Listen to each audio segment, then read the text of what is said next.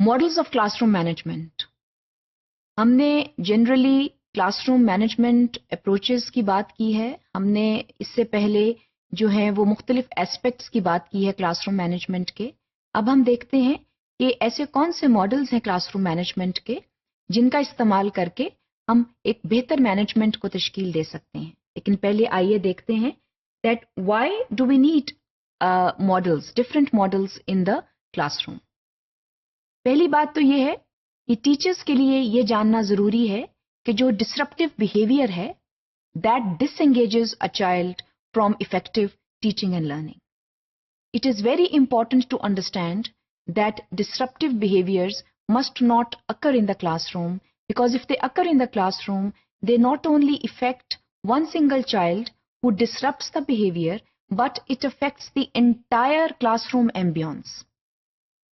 ये जानना बहुत जरूरी है कि जो डिसरप्टिव बिहेवियर्स हैं वो सामने ना आए और उनको जिस हद तक हो सके हम कंट्रोल करें।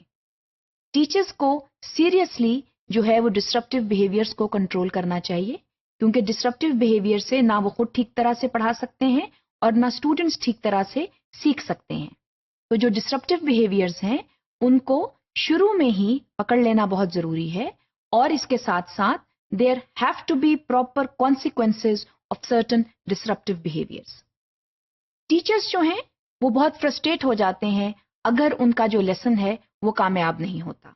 एक टीचर इंतहाई मेहनत करके एक लेसन प्लान बनाता है, 35 मिनट का हो या 40 मिनट का हो, उसमें प्रॉपर स्ट्रेटजीज होती हैं, उसके प्रॉपर स्टेप्स होते हैं और एक मिसबिहेवियर के साथ वो तमाम जो स्ट्रेटजीज और स्टेप्स हैं वो बेकार हो जाते हैं।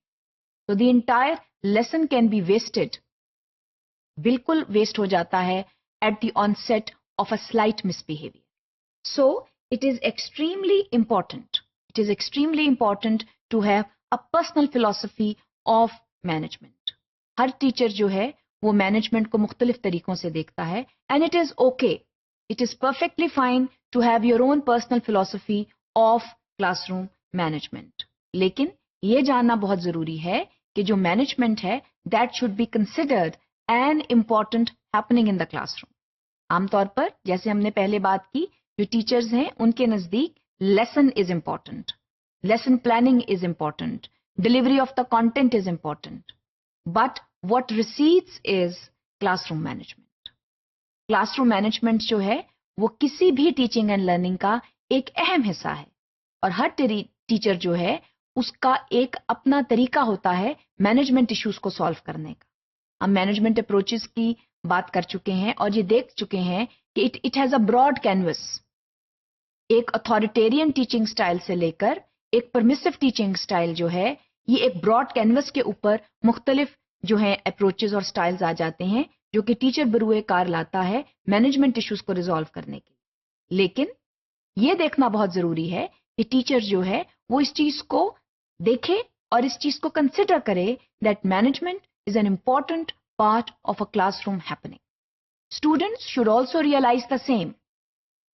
Students should also realize that management is a big issue in the classroom and they should behave in the most pertinent manner to have effective teaching and learning going on in classrooms. So, for the teacher and for the students, both should consider classroom management as serious business in the classroom.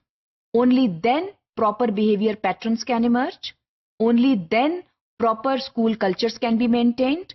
Only then the objectives of the curriculum can be safely maintained if students and teachers realize that classroom management is a huge issue and should be maintained in the classroom.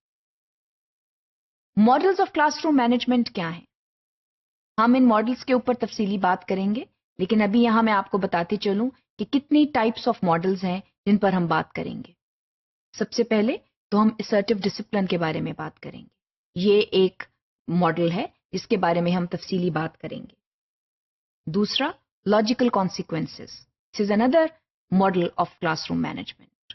इसके अलावा teacher effectiveness training, this is another model of classroom management. तो classroom management के हवाले से 3 बुनियादी model हैं जिनके ऊपर हम तफसीली बात करेंगे।